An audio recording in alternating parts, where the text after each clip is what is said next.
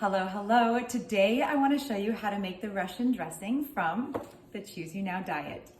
This is a very simple whole food plant-based recipe for Russian dressing. So basically you're going to take some cashews, about half a cup for your base.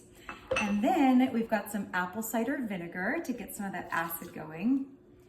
I use ketchup. I use this 2 tablespoons of ketchup, but I'm using a low sodium, low sugar or no sugar ketchup. So that's awesome because those are more available now and then you're saving on sugar and salt.